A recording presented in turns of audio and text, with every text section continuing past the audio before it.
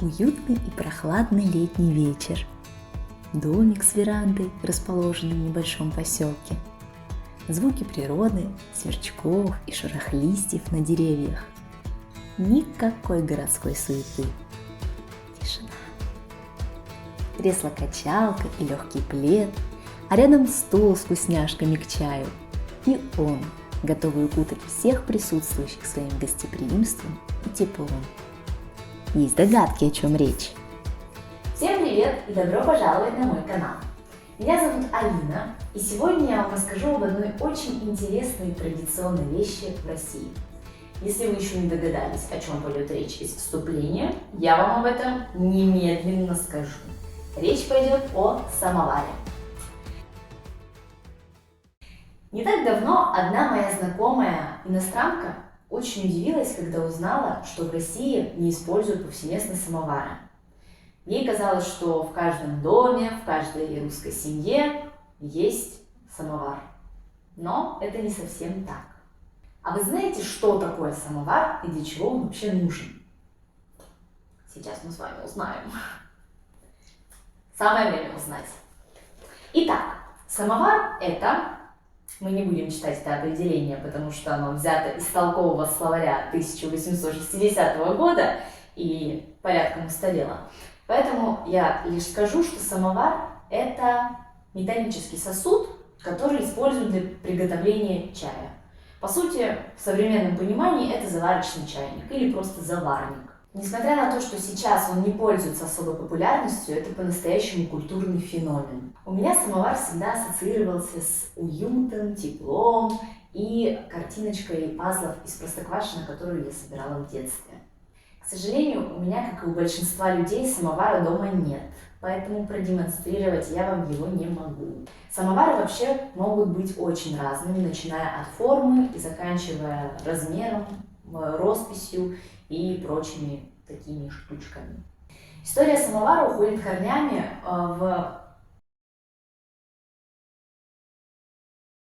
На самом деле не совсем понятно, куда она уходит корнями, потому что есть очень много различных теорий происхождения самовара, и ни одна из них не говорит о том, что это изобретение русского народа.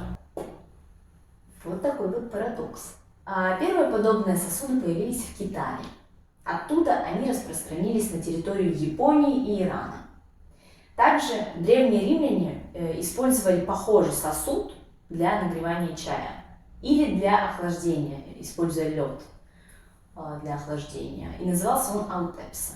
В России же существует теория о том, что самовар сюда привез российский император Петр I из своего путешествия в Голландии. Но есть другая теория, которая противоречит этой, и которая говорит о том, что самовары в России появились уже после смерти императора.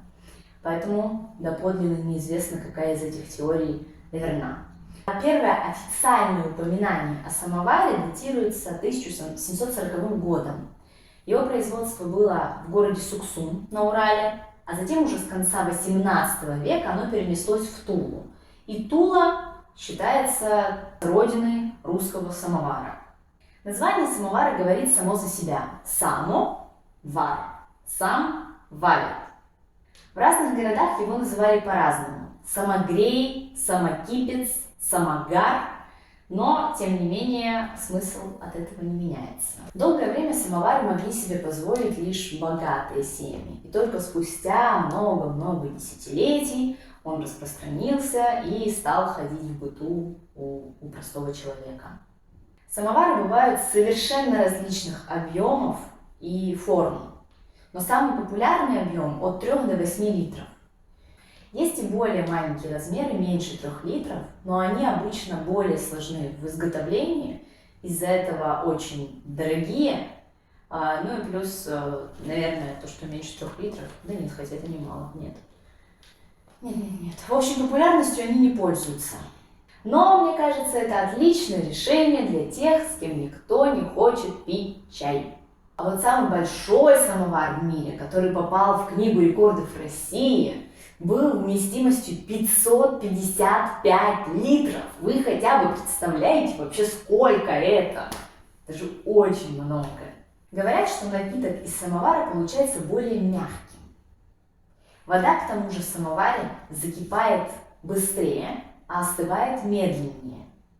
И носик самовара находится выше того уровня, где собираются всякие нехорошие примеси. Получается, что у самовара сплошные плюсы.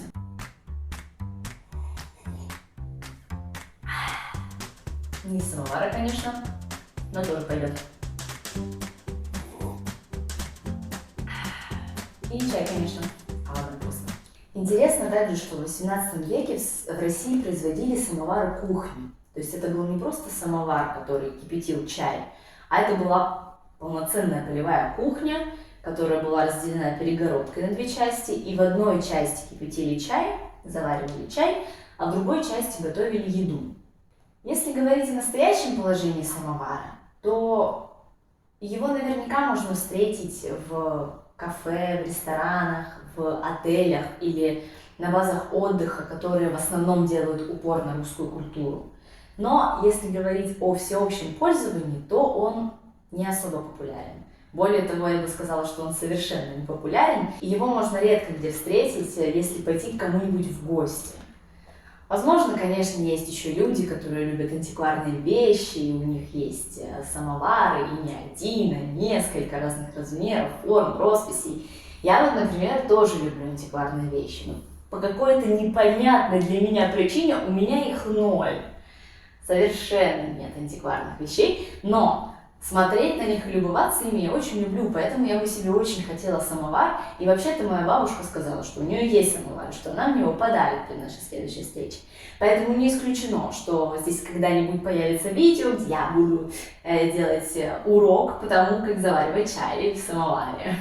Но, кстати, о всеобщем пользовании еще я слышала такой факт, что самовары есть у многих людей, которые живут в Туле, в том самом городе, который считается родиной самовара.